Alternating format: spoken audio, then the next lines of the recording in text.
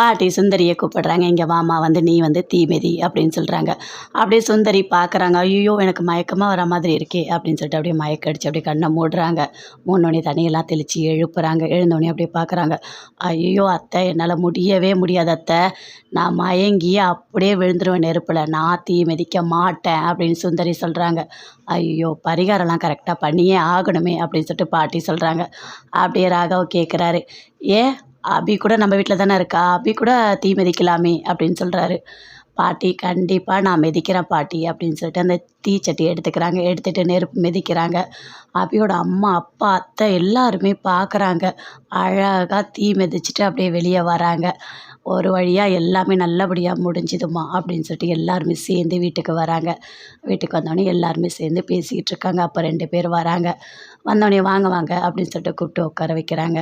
"இங்கே பாருங்கள், நான் எதுக்காக வந்திருக்கேன் தெரியுமா? ஒரு ஃபேஷன் ஷோ வந்துட்டு பண்ணலான்னு இருக்கோம். அதில் வந்துட்டு கப்புள் ஈவெண்ட்டு இதெல்லாம் பண்ணலான்னு இருக்கோம். உங்களை இன்வைட் பண்ணலான்றதுக்காக தான் நாங்கள் வந்திருக்கோம்" அப்படின்னு சொல்கிறாங்க. அதை கேட்டவுடனே பாட்டி சொல்கிறாங்க. "ஓ அப்படியா, ஓகே.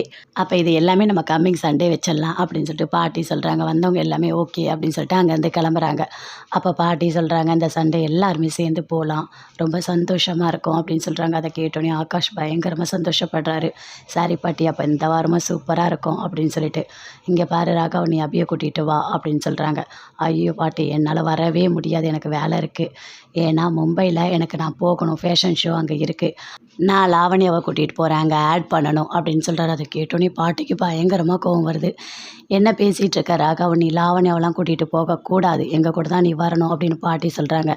"இல்லை பாட்டி, அவள் என்னோட பிஸ்னஸ் பார்ட்னர். இதுக்கும் அதுக்கும் எந்த சம்மந்தமும் இல்லை. நீங்கள் தானே சொல்லியிருக்கீங்க ஒர்க்கு வேறு இது வேறுன்னு. ஒர்க்குக்காக தான் நான் அவளை கூட்டிகிட்டு போகிறேன். கண்டிப்பாக நான் போவேன். இல்லை, நீ அபியை கூட கூட்டிகிட்டு போ" அப்படின்னு அஞ்சலி சொல்கிறாங்க. "அதெல்லாம் முடியாது. கண்டிப்பாக நான் லாவண்யாவை தான் கூட்டிகிட்டு போவேன்" அப்படின்னு சொல்கிறாரு. "எதுக்கு ராகவ் இப்படி அடம் பிடிக்கிற" அப்படின்னு அஞ்சலி கேட்குறாங்க. அப்படியே கோவமாக சாப்பிடும்போது அப்படியே ஹேண்ட் வாஷ் பாதியிலே பண்ணிட்டு எழுந்து போகிறாரு. அதை பார்த்தோன்னே பாட்டிக்கும் பயங்கரமாக கோவம் வருது. அவங்களும் பாதியிலே எழுந்து போகிறாங்க.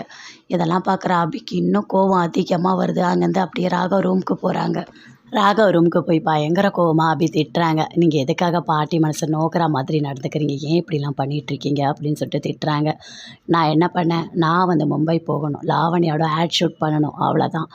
எனக்கு என்ன தோணுதோ அதை தான் நான் பண்ண முடியும். எல்லாருக்கும் என்ன தோணுதோ அதெல்லாம் என்னால் பண்ண முடியாது. உன்னெல்லாம் என்னால் கூட்டிகிட்டு போக முடியாது" அப்படின்னு சொல்லிட்டு பயங்கர கோவமாக ராகவ் சொல்கிறாரு. "இங்கே பாருங்கள், பாட்டி என்ன சொல்கிறாங்களோ அதை தான் நீங்கள் கேட்கணும். நீ இங்கே போகக்கூடாது" அப்படின்னு அபி சொல்கிறாங்க. "ஆமாம், தெரியாமல் தான் கேட்குறேன். நான் என்ன பண்ணணும், பண்ணக்கூடாதுன்னு நீ யார் சொல்கிறதுக்கு?" அப்படின்னு சொல்லிட்டு ராகவ் பயங்கரமாக கோவப்படுறாரு. அபி அப்படியே பார்க்குறாங்க. "இங்கே பாருங்கள், நீங்கள் ஜெயிலர், நான் கைதி. இப்போ கைதி என்ன சொன்னாலும் ஜெயிலர் நீங்கள் கேட்கணும்" அப்படின்னு அபி சொல்கிறாங்க. "அதெல்லாம் கேட்கவே முடியாது. கண்டிப்பாக நான் மும்பை போவேன்" அப்படின்னு ராகவ் சொல்கிறாரு. நீங்கள் போகக்கூடாதுன்னு நான் சொல்கிறேன்" அப்படின்னு அபி சொல்கிறாங்க. "என்ன பெட்டு வச்சுக்கலாமா? நான் போகிறேன்" அப்படின்னு ராகவ் சொல்கிறாரு. "கண்டிப்பாக நான் போக விட மாட்டேன். நீங்கள் எப்படி போகிறீங்கன்னு நான் பார்க்குறேன்" அப்படின்னு சொல்லிட்டு அபி 2 பேருமே சேர்ந்து அப்படியே சவால் விட்டுக்கிறாங்க. அபி பயங்கர கோவமாக இருக்காங்க. முரளி அங்கேருந்து போகிறாரு. போகும்போது அஞ்சலி கேட்குறாங்க, "என்னங்க, உங்களுக்கு ஏதாவது காஃபி வேணுமா?" அப்படின்னு சொல்லிட்டு. "இல்லை இல்லை, நான் வெளியே போகிறேன்" அப்படின்னு சொல்லிட்டு வெளியே போகிறாரு. அங்கேருந்து சுந்தரி வராங்க. சுந்தரிக்கிட்ட பயங்கர கோவமாக கத்துறாரு. "இந்த ராகவ் வந்து அபியை கல்யாணம் பண்ணதே எனக்கு பிடிக்கல. 2 பேரும் சேர்ந்து எங்கேயுமே நான் போக விட மாட்டேன். 2 பேரும் சேர்ந்து எங்கேயும் போகவும் கூடாது" அப்படின்னு சொல்லிட்டு பயங்கரமாக கோவப்படுறாரு. எனக்கு என்ன கோவம் எப்படி வருது தெரியுமா? அவ்வளோ ஆத்திரமா வருது" அப்படின்னு சொல்லிட்டு அப்படியே கத்துறாரு. "இங்கே பாரு, எதுவாக இருந்தாலும் கொஞ்சம் பொறுமையாக பண்ணு. எதுக்கு இப்போ கத்திகிட்ருக்க?" அப்படின்னு சொல்லிட்டு சுந்தரி சொல்கிறாங்க. "இல்லை அத்தை, இல்லை.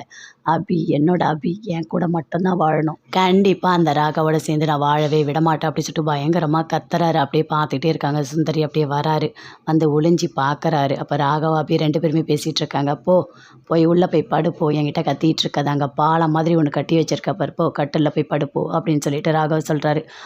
அப்படி சொல்லிட்டு அபி அப்படியே வந்து படுக்கிறாங்க. ஓரமாக படுத்துட்ருக்காங்க. அப்படியே பார்க்குறாரு முரளி. பார்த்துட்டு, "இப்படி தான் இருக்கணும் நீங்கள் எப்போவுமே. உங்கள் 2 பேரை நான் சேரவே விட மாட்டேன். 2 பேரும் சேர்ந்து எங்கேயும் போகவும் விட மாட்டேன்.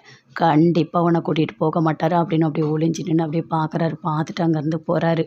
அபி யோசிக்கிறாங்க, எப்படியா இருந்தாலும் இவரை விடக்கூடாது. இவர் மும்பை போகவே கூடாது. அதுவும் அந்த லாவண்யாவோட போகவே கூடாது. பாட்டிக்கே பிடிக்கல, அப்புறம் இவர் எதுக்காக போகிறாரு? கண்டிப்பாக ஏதாவது ஒரு பிளான் போட்டு தடுக்கணும் அப்படின்னு சொல்லிட்டு அபி அப்படி யோசிச்சுட்டே இருக்காங்க. ராகவ் நினைக்கிறாரு, கண்டிப்பாக அந்த மும்பைக்கு போயே ஆகணும். யார் சொன்னாலும் நம்ம கேட்கக்கூடாது. நம்மளோட ஒர்க்கு தான் நமக்கு முக்கியம். லாவண்யா எது வேணால் பண்ணியிருக்கலாம். ஆனால் ஒர்க்குன்னு வந்துட்டால் கண்டிப்பாக ஒர்க்குக்கு தான் முக்கியத்துவம் முக்கியத்துவம் கொடுக்கணும் அப்படின்னு சொல்லிட்டு ராகவ் ஒரு பக்கம் யோசிச்சுட்ருக்காரு. அபிக்கு பயங்கரமாக கோவம் வருது. அப்படியே பார்க்குறாங்க.